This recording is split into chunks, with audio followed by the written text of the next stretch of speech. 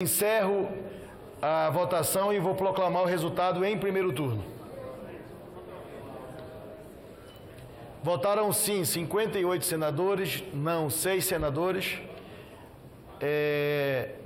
Aprovado em primeiro turno. Aprovado o substitutivo, fica prejudicada a proposta original. O parecer da comissão diretora, oferecendo a redação para o segundo turno constitucional, será publicado na forma regimental. Segundo turno da matéria, tendo sido aprovado o calendário especial de tramitação, passa-se a apreciação da proposta em segundo turno. Discussão da proposta em segundo turno. Poderão ser... Não, está superado. Em discussão, vou passar a lista de oradores e determino que o painel seja aberto para o início da votação em segundo turno, enquanto há oradores inscritos. Oradora, senadora Elisiane Gama. Já podem votar. Os senadores já podem votar. Senhor presidente, eu gostaria inicialmente de cumprimentar o senador Espiridião Amin, relator dessa proposta na CCJ, cumprimentá-lo pela competência, pela eficiência e pela sensibilidade que teve ao receber as implementações, as emendas, digamos assim, apresentadas durante a comissão, inclusive aí, dentre elas, defendida, uma delas do nosso coronel, nosso major, do nosso major Olímpio, defendido por mim e pelo colega Randolph, que, no nosso entendimento, tornou o projeto mais completo e impediu que a gente deixasse uma disposição plena para restos a pagar. E eu gostaria de dizer, presidente, da nossa felicidade, porque como já foi colocado aqui por vários oradores que nos antecederam, nós estamos implementando, assim como implementamos em 2014, uma decisão importante para o Parlamento brasileiro, garantindo, por exemplo, uma harmonia que a Constituição determina, mas também uma autonomia. E, ao mesmo tempo, impedindo, por exemplo, que o governo acabe utilizando as emendas parlamentares como moeda de troca para a negociação em momentos de necessidade de quórum qualificado. E por que eu faço essa referência? Nós já vivenciamos aqui no Congresso Nacional várias intervenções feitas pelo governo, denunciada e apresentada pela grande imprensa, como uma tentativa clara de mudar o resultado de um processo eleitoral a partir da negociação de emendas que não deveria ser utilizada desta forma. E o que nós temos, por exemplo, um caso claro, nos últimos momentos de votação, aonde o então presidente da República, Temer, não queria, por exemplo, ter a autorização de sua investigação pelo Congresso Nacional, a imprensa chegou a colocar uma negociação da ordem de 12 bilhões de reais, metade do recurso do Bolsa Família, numa tentativa de mudar o resultado da eleição na Câmara dos Deputados. Ou seja, as emendas que deveriam ser utilizadas pelos parlamentares para o bem dos seus estados acabam sendo utilizadas de uma forma individualizada e de uma forma por conveniência, simplesmente para mudar o processo de um resultado, de uma eleição em quórum qualificado. Nesse sentido, presidente, por exemplo, o que isso vai representar para os estados da região Nordeste é algo impactante. Eu tenho um exemplo, por exemplo, do Maranhão. O Maranhão é hoje um estado que tem um impacto importante no PIB nacional por ser um grande produtor de grãos, inclusive se destacando com uma produção ampla e significativa. Mas a nossa malha viária, que deveria ser muito mais implementada, não é, porque não se tem recurso suficiente para isso. Por exemplo, uma rodovia estadual, a MA-006, tem mais de 800 quilômetros. Precisaria aí de quase R$1 bilhão para a sua restauração plena. O governo do Estado não tem esse recurso. As emendas parlamentares de bancada não são suficientes para resolver um problema dessa magnitude, que seria decisivo para o escoamento da produção agrícola. A partir do que nós estamos a aprovar, nós passaremos a ter, num curto espaço de tempo, recurso suficiente para a restauração daquela rodovia. Apenas um exemplo, sem que necessariamente tenha que fazer uma negociação pequena, troca de votos, não é? No processo parlamentar. Portanto, presidente, o PPS faz um encaminhamento favorável pela votação desta matéria, cumprimentando mais uma vez ao senador Esperidião Amin, assim também, senador, por sua simpatia, como sempre, aos demais parlamentares, como o senador Fernando Bezerra e o deputado Rodrigo Maia, presidente da Câmara dos Deputados, que esteve aqui ontem, presente, para demonstrar a sua disposição em termos, na verdade, uma unidade, chegarmos à aprovação desta PEC. Portanto, o PPS faz um encaminhamento favorável pelo bem do Maranhão, pelo bem dos estados da região Nordeste e pelos estados que precisam de mais apoio no nosso país. Muito obrigada. Eu convido os senadores e senadoras que venham ao plenário. Alguns senadores estão no plenário ou no cafezinho do Senado e ainda não votaram. Próximo senador inscrito, senador Flávio Arnes.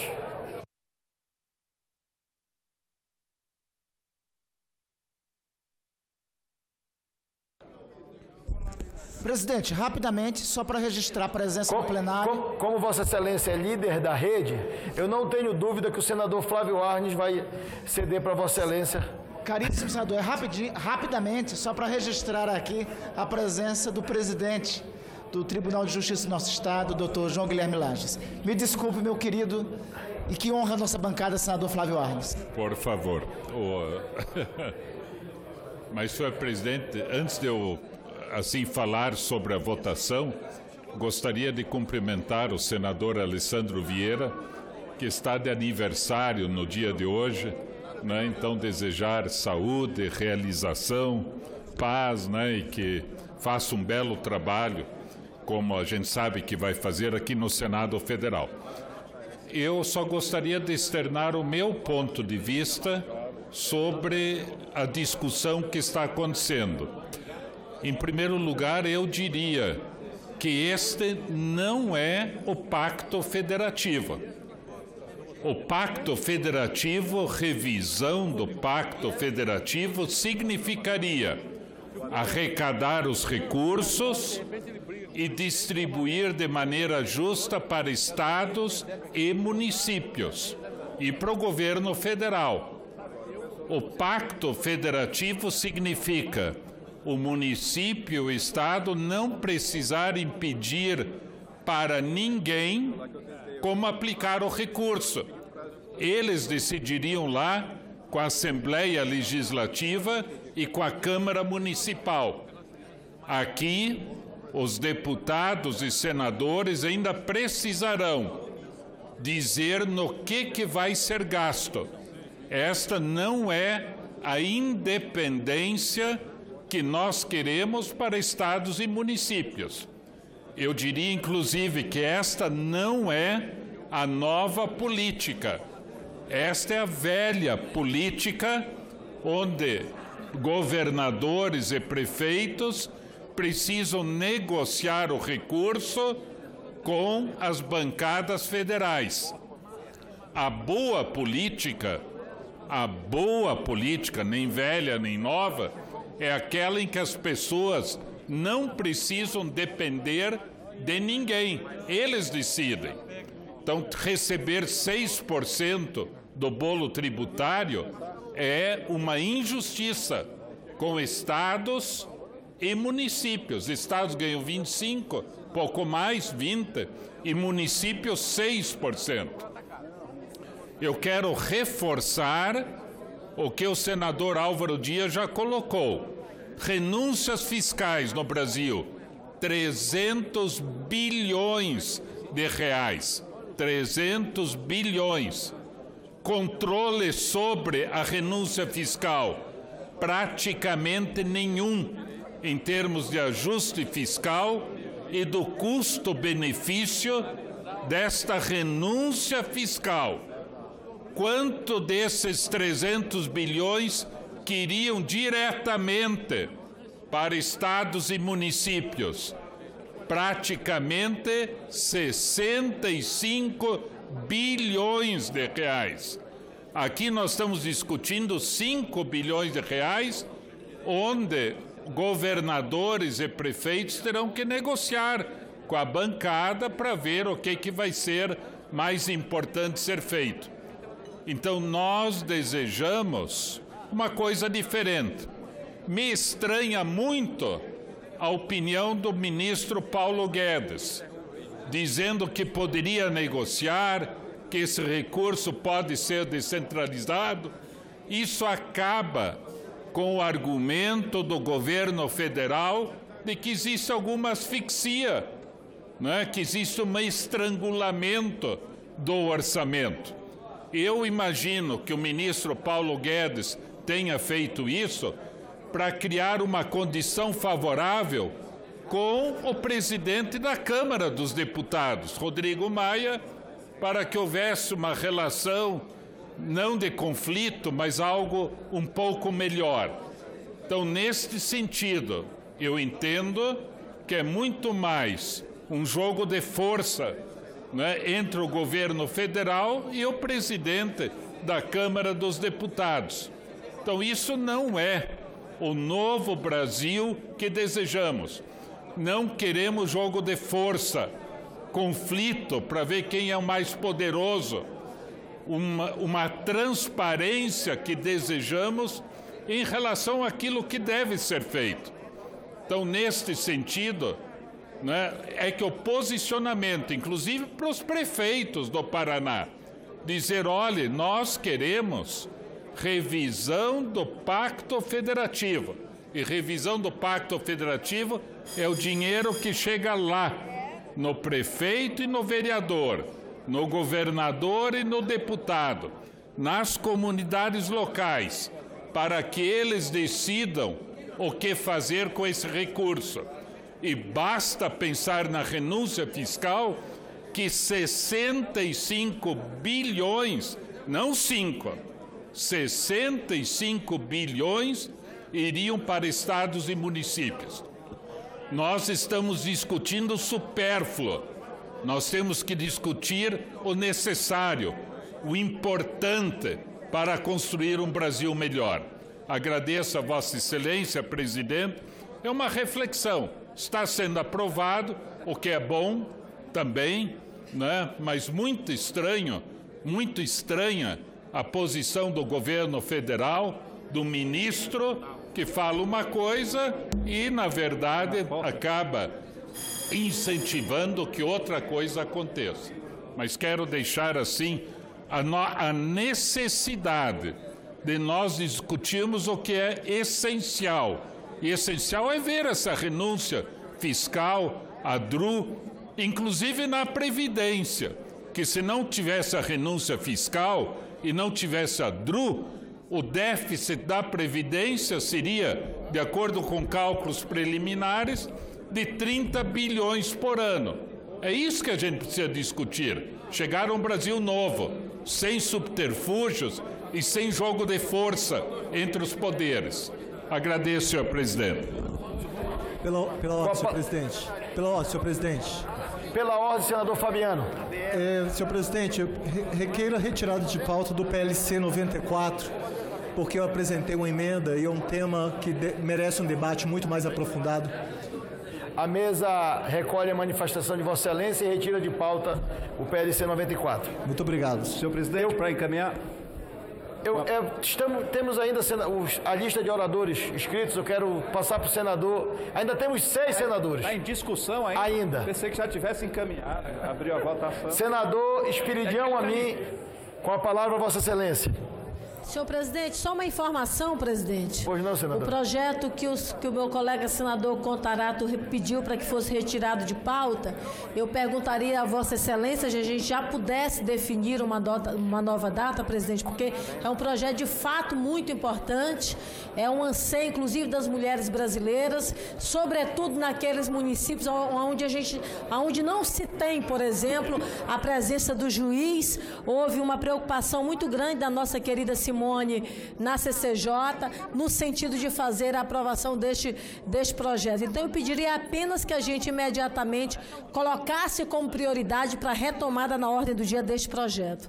Será colocado como prioridade na próxima reunião de líderes na terça-feira. Senador Esperidião Amin.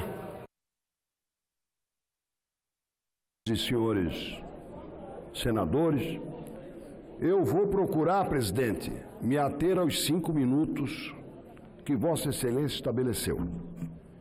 Em primeiro lugar, eu quero agradecer a Vossa Excelência, quero agradecer a senadora Simone Tebet e a todos os companheiros e companheiras pela designação e pela paciência com que me ouviram, especialmente na manhã de hoje. Quero igualmente cumprimentar o presidente da Câmara, deputado Rodrigo Maia, e o líder do governo nesta casa, senador Fernando Bezerra Coelho, por terem ajudado de maneira diferenciada a construção deste acordo. Mas quero agradecer a todos os senhores e senhoras, porque permitiram, em primeiro lugar, que nós resistíssemos à tentação do afogadilho. O afogadilho seria votarmos este texto na semana passada. Isto permitiu uma semana de imersão e reflexão. E eu creio que o acordo que une o Congresso, isso é que é importante, senador Fernando Bezerra, une o Congresso, as duas casas, porque a expressiva votação aqui no Senado e a expressivíssima votação na Câmara ambas mostram que isso podia estar entalado, guardado, armazenado, mas quando aflorou, teve muita simpatia e muita aprovação. E quero finalmente esclarecer 3 pontos. O primeiro, o novo parágrafo 10, era 11, passou a 10, do artigo 165, estabelece sim as diretrizes de um orçamento responsável e, salvo motivo justificado, impositivo. Todo o orçamento. Segundo, o artigo 166, ao contemplar as emendas de bancada, coletivas de bancada, não as coletivas de comissões, volta a fazer justiça ao que é a emenda coletiva. A emenda individual restou desmoralizada pela CPI dos anões do orçamento na década de 90. Se justa ou injustamente, eu não sei. Disse isso a Comissão Parlamentar de Inquérito na época. Ao estabelecermos a emenda coletiva de bancada do Estado ou do Distrito Federal, como o polo gerador e o polo que vai repartir receitas e permitir despesas nas unidades federadas, nós estamos fazendo, sim, uma evolução federativa. Não é uma revolução, mas é uma evolução que, experimentada, vai nos levar a outra evolução ou a passos seguintes desta evolução. Segundo ponto, juridicamente, nós aceitamos textos de emenda para dar segurança jurídica, talvez em excesso, senadora Simone Tebet, talvez em excesso, como é o caso das emendas que falam sobre os restos a pagar. Ao fixarmos aqueles 50%, que eu me rendi a uma maioria que se formava, nós beneficiamos a segurança e sacrificamos um pouco a logística, a qualidade da redação. E, finalmente, eu pessoalmente tenho a certeza, como parlamentarista que sou, que nós não afrontamos o governo, porque o candidato Jair Bolsonaro, o deputado Jair Bolsonaro e o presidente Jair Bolsonaro podem comemorar essa pessoa em 3 papéis políticos, em 3 cargos ou em 3 níveis de responsabilidade. Pode estar certo de que este texto vai reduzir, como falou o senador Vanderlan, o toma lá da cá. Vai reduzir significativamente, vai enaltecer o papel das bancadas estaduais e vai permitir que se avalie o resultado deste trabalho. E concluo dizendo o seguinte: nós estamos, como diz o ministro Paulo Guedes, discutindo pequenas cifras.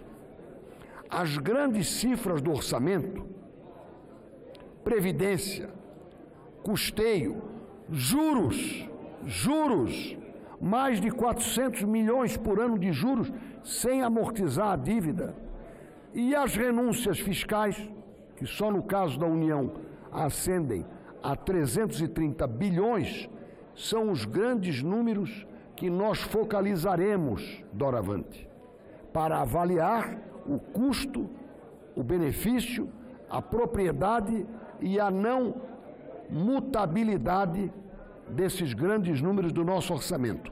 Nós ganhamos em responsabilidade, ganhamos em autoridade e o país ganha em democracia representativa, com aprovação pelo Senado, sob a sua presidência, senador Davi Alcolumbre, ganha com a votação e com a aprovação, creio que com absoluta consciência de todos nós, desta emenda constitucional. Muito obrigado.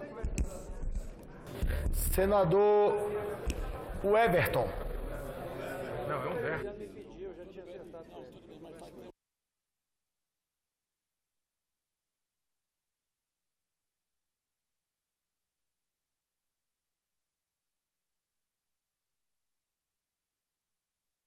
Vossa Excelência terá 3 minutos. Nós ainda temos 6 oradores inscritos. Senhor presidente, eu fiz questão aqui de subir à tribuna, primeiro porque o tema, ele não só é de grande relevância, como é muito importante tratarmos de frente, conversar com toda a população, as pessoas compreenderem o que nós estamos votando e o que nós estamos... o dia de hoje que está sendo, sem dúvida nenhuma, demarcado e construído a favor dos estados brasileiros, a favor da altivez das nossas bancadas e, acima de tudo, do fortalecimento do Congresso Nacional. Quem está em casa, é importante entender que essas emendas impositivas de bancadas, elas não são emendas indicadas da cabeça individualmente de cada parlamentar. Ela tem uma regra, e essa regra, ela precisa ser cumprida. Eu vou dar um exemplo. Lá no Maranhão, nós somos 18 deputados federais e 3 senadores da República. Para uma emenda impositiva de bancada, ela ser colocada no orçamento, a gente precisa ter o apoiamento de 2/3 da bancada, ou seja, nós temos que ter 14 deputados federais, nós temos que ter 2 senadores assinando a emenda parlamentar que foi definida. Então, se a nossa bancada lá no estado definir que a prioridade vai ser terminar a duplicação da BR-135, que vai ser terminar a BR-226, a 115 ou outra obra estruturante, isso tem que ser de comum acordo, essa decisão, com toda a bancada, no caso de deputados federais e senadores.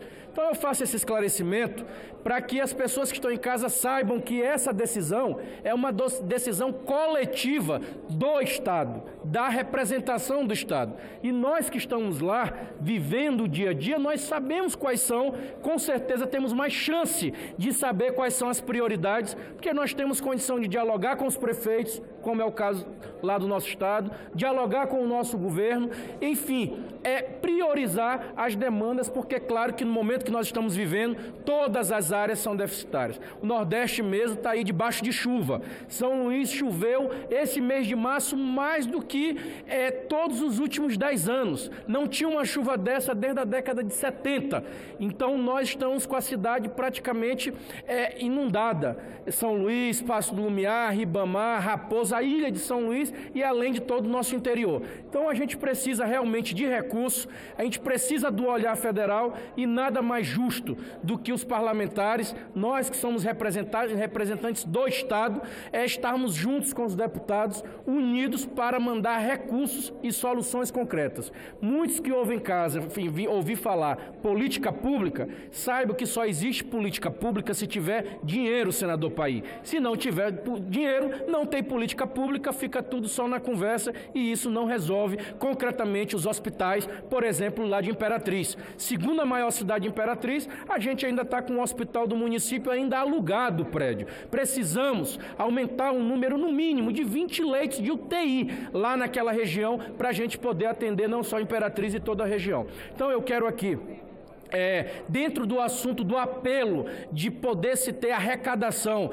e poder melhorar a vida financeira dos municípios, eu encerro aqui as minhas palavras não só apoiando essa PEC, pedindo aos colegas senadores que dê esse apoio, como também dizendo que nós estamos aqui construindo outras soluções. Ontem eu apresentei aqui um projeto de lei onde nós estamos estabelecendo uma ajuda financeira para os estados, municípios que estão sediando programas aeroespaciais. É uma espécie de royalty, presidente. Como tem um royalty do petróleo, onde se produz o petróleo, a gente precisa também ter um royalty lá de onde é explorada a tecnologia aeroespacial, por exemplo, a base de Alcântara. Todos os senhores são sabedores que há possibilidade de haver acordos internacionais para explorar aquela região, então a gente precisa definir royalties, e o que eu estou defendendo é que seja 15% desse royalty para o Estado e o município. Desses 15% a gente dividir 40% desse recurso para o Estado do Maranhão,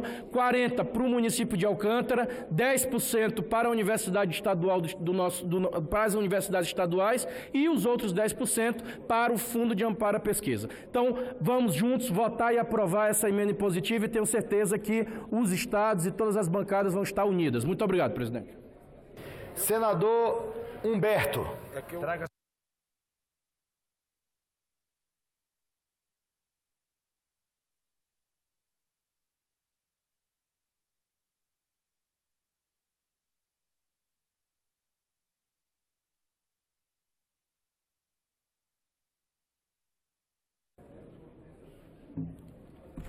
Senhor presidente, senhoras senadoras, senhores senadores, eu quero aqui dissentir um pouco em relação a algumas colocações que foram feitas e externar aqui a minha posição, eu diria até uma posição de princípio em relação a essa questão. Eu sou contra a emenda parlamentar e sou contra, inclusive, a emenda parlamentar impositiva. Eu entendo que se alguma coisa deve ser imperativa, impositiva, é a execução do orçamento como um todo. A participação do Congresso Nacional acontece no momento em que ele vota, debate, define as prioridades do orçamento.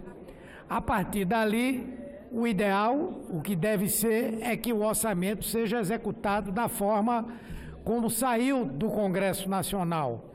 Como o orçamento brasileiro ele é meramente autorizativo, então isso dá uma margem de manobra gigantesca ao Executivo, não é tão grande hoje por conta das vinculações, das obrigações de gastos, etc., mas dá a ele essa liberdade. E aí o que acontece é que as opções, especialmente naqueles discursos discricionários, vão de acordo com o interesse político de quem está governando.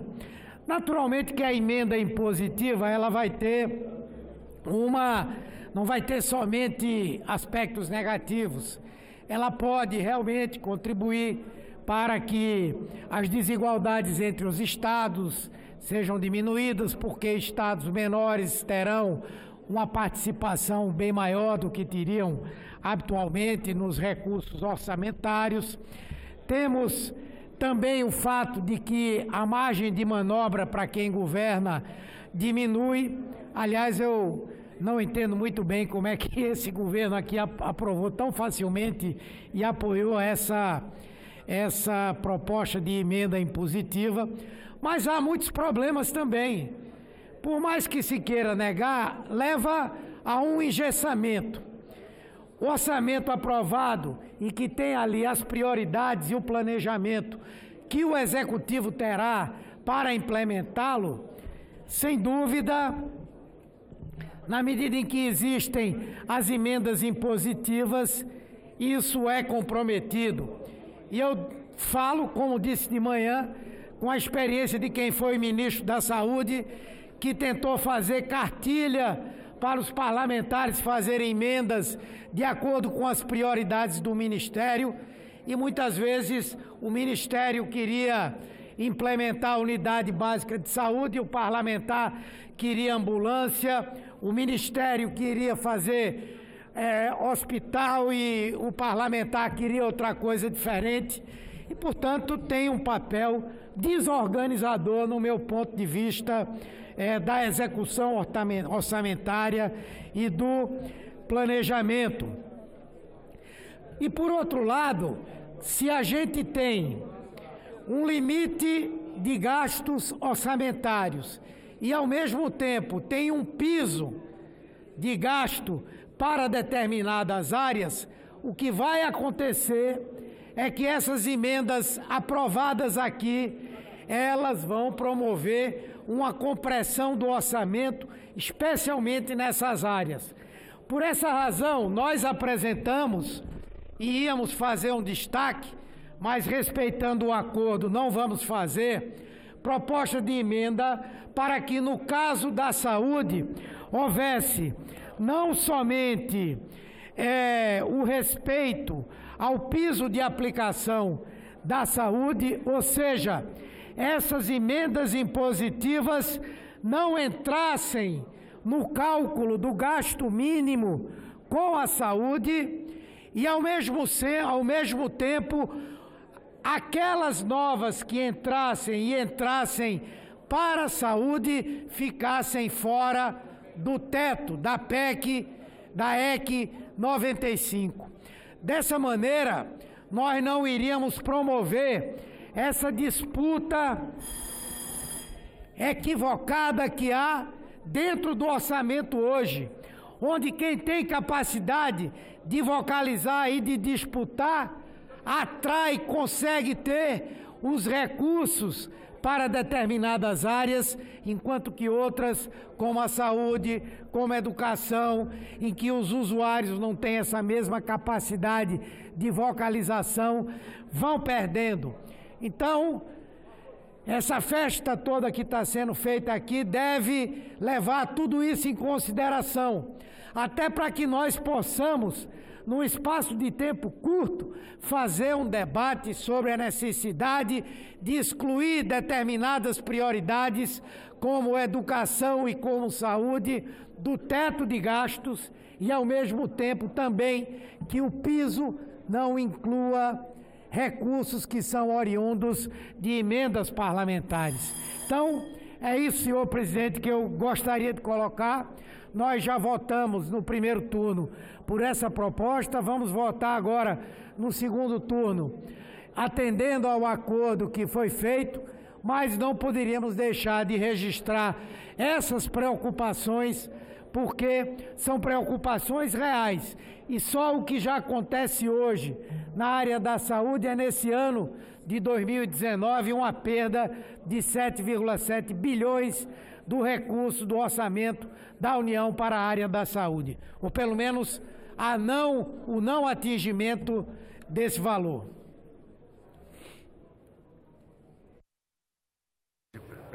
Senador Irajá.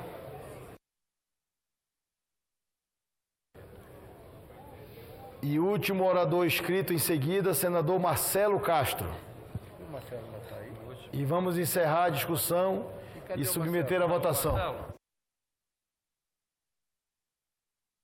Senador Irajá, em seguida, Vossa Excelência, senador Marcelo. Quer ir primeiro, Marcelo? É por ordem de inscrição, não é por ordem de idade. Senhor presidente, senhoras senadoras, senhores senadores e os amigos tocantinenses que nos acompanham pela rádio e TV do Senado. Eu gostaria, primeiramente, senhor presidente, de enaltecer a postura da nossa senadora Simone Tebet, presidente da nossa CCJ, e a sua inteligência em ter feito a indicação do senador Amin para relatar uma proposta tão importante e que interessa a todos os estados, a todos os municípios e a todos os brasileiros.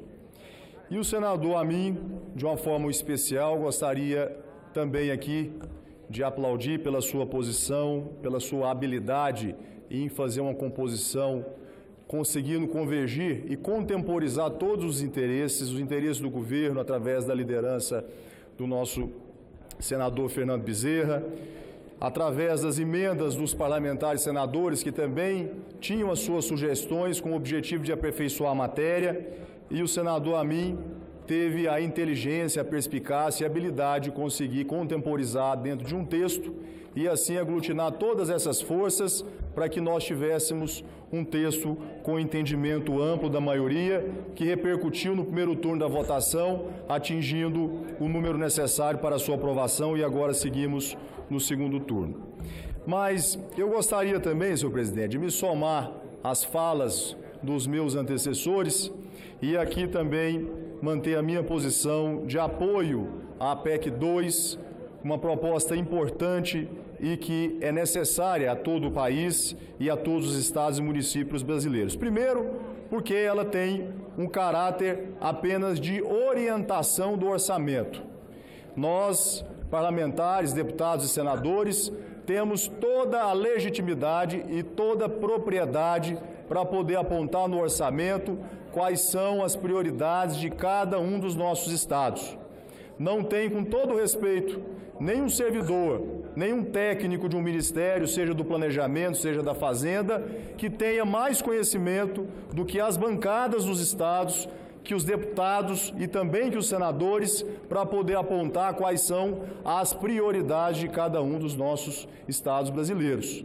Portanto, esse avanço na proposta que determina, que orienta as prioridades do orçamento nas emendas impositivas, é um ganho e um avanço importante para que a gente possa contemplar os interesses nacionais.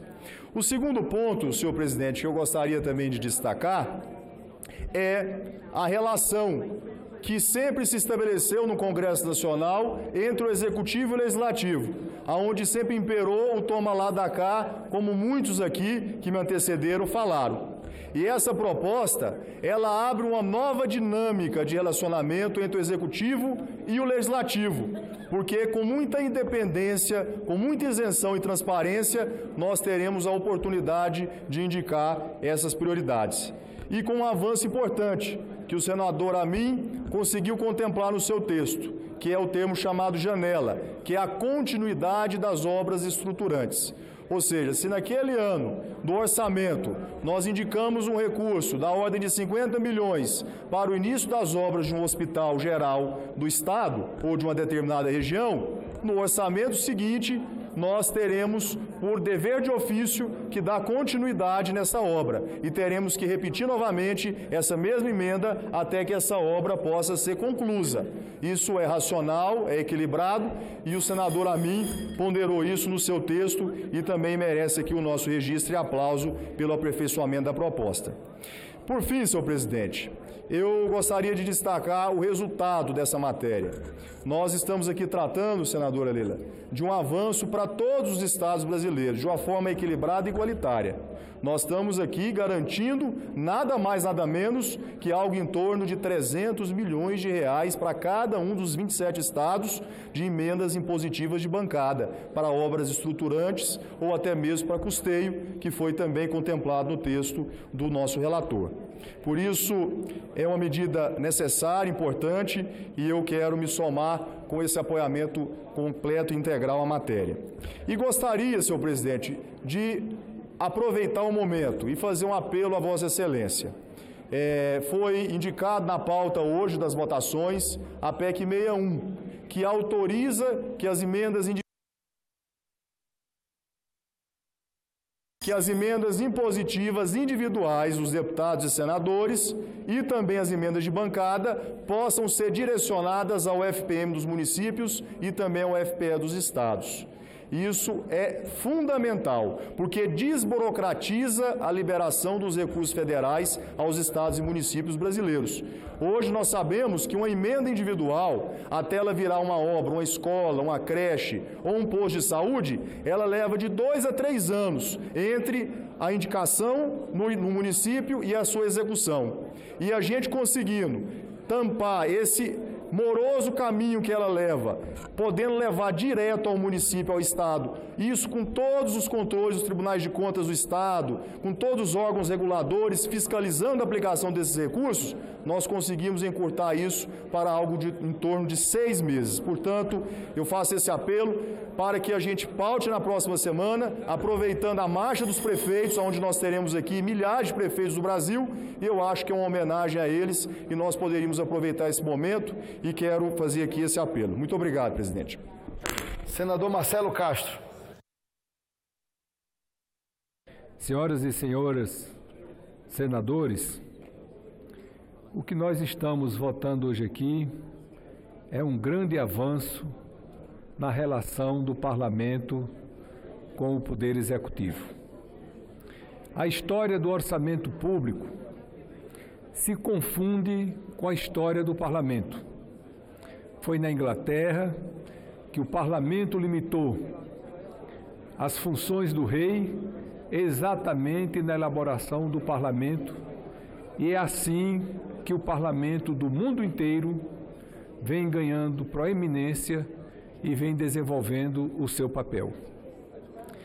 Cheguei aqui na Câmara Federal há mais de 20 anos e as emendas nunca foram impositivas, eram as emendas autorizativas. E vi coisas verdadeiramente deploráveis que traziam uma subordinação do Poder Legislativo ao Poder Executivo. Como é que funcionava? Não vou citar o nome dos presidentes, mas o que funcionava era assim: o Executivo deixava para liberar as emendas parlamentares, individuais e de bancada, no final do ano. Só liberavam no final do ano. Para quê? Para verificar qual era o parlamentar que tinha tido um bom comportamento durante todo o ano. Bom comportamento seria aprovar, votar de acordo com o governo. E quem tivesse ideias próprias, que não seguisse a cartilha do governo, que não votasse de acordo com o governo, cada ministro tinha uma ficha de cada parlamentar. E aí liberava as emendas de fulano, porque tinha votado de acordo com o governo. E não liberavam as emendas de Beltrano, porque Beltrano não tinha votado de acordo com o governo. Isso é uma relação de submissão inaceitável com a independência e a harmonia dos poderes. E, desde aqui cheguei, que venho lutando, e é evidente que não é uma luta só minha, é uma luta de todos nós, para que as emendas pudessem ser impositivas. Fizemos uma campanha para a presidência da Câmara, que era candidato nosso, colega de partido, Henrique Eduardo Alves, e nas promessas que ele fizera para chegar à presidência da Casa, dentre elas estava a impositividade das emendas individuais. Depois fizemos uma luta para as emendas de bancada e conseguimos colocar no orçamento, e há 3 anos que nós temos parte das emendas de bancada sendo impositivas. Este ano nós temos, por exemplo, no estado do Piauí, 15 emendas, sendo que 6 delas são impositivas porque foi estabelecido na LDO. Mas agora nós damos o nosso grito final de independência. Daqui para frente, nenhum presidente da República vai poder olhar para o orçamento e dizer: vou liberar isso porque o deputado ou o senador tal teve bom comportamento, não vou liberar aquilo porque o deputado tal ou o senador tal não teve bom comportamento. Bem comportamento, lendo aqui, que votou de acordo com o interesse do governo. Então, quem votar a favor do governo, quem votar contra o governo, quem tiver posições convergentes, quem tiver posições divergentes, terão as suas emendas liberadas, porque é o imperativo da autonomia e da independência do Poder Legislativo. Então, é um momento importante que nós estamos hoje aqui legislando para a independência e autonomia das nossas ações. E é estranho que isso tenha demorado tanto, porque todas as leis, qual é o princípio da lei? É que a lei seja obrigada a ser cumprida. O orçamento, que é talvez a lei mais importante que nós fazemos aqui, é a única lei que não tem obrigatoriedade de cumprimento. Ela é apenas autorizativa e o executivo executa se quiser e se não quiser, não executa. Então é um momento de festejar, é um momento da gente enaltecer o papel e a iniciativa que a Câmara teve, que hoje o Senado, pelas mãos desse grande senador, fazendo uma articulação e uma concertação com várias lideranças, conseguimos chegar a um texto consensual que vai trazer uma história nova para o Brasil. E imaginemos o quanto isso será importante para um estado pobre como o meu, o estado do Piauí. Nós vamos ter 300 milhões de emendas de bancada, vamos ter 200 milhões de emendas individuais, nós vamos ter R$500 bilhão para a gente planejar e fazer as obras que são estruturantes, que são essenciais para o nosso estado e para o nosso povo. Muito obrigado a todos.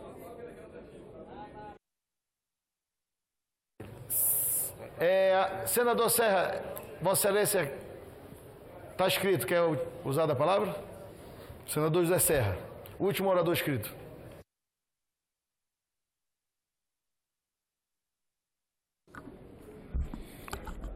Senhor presidente, colegas senadores, quero fazer aqui uma observação a respeito de emendas que fiz à PEC e que não foram acolhidas pelo relator, embora o relator, Esperidião Amin, estivesse de acordo com elas. Só quero sublinhar quais eram e quais serão as emendas constitucionais que apresentarei através delas. Primeiro, é o chamado, como se diz em inglês, spending review, ou seja, o método de revisar despesas orçamentárias a partir de certos períodos. Um pedaço do orçamento, que será revisado no seguinte sentido: a destinação e o que cumpriu daquilo que se esperava que cumprisse. Esse seria um procedimento importantíssimo para ser disseminado no conjunto do país e nas 3 esferas de governo. Revisão das despesas, ver se as despesas estão correspondendo às intenções e àquilo que custam. Uma segunda proposta, uma segunda emenda que eu vou apresentar como emenda constitucional. As metas fiscais da Lei de Diretrizes Orçamentárias. No Brasil acontece uma situação muito curiosa. O Congresso aprova a LDO, mas o Executivo depois pode alterar metas da LDO mediante lei ordinária, o que é um paradoxo. Ou seja, nós votamos as diretrizes do orçamento, uma lei muito especial como a LDO, e o Executivo pode, através de lei ordinária, posteriormente, alterar as metas da LDO.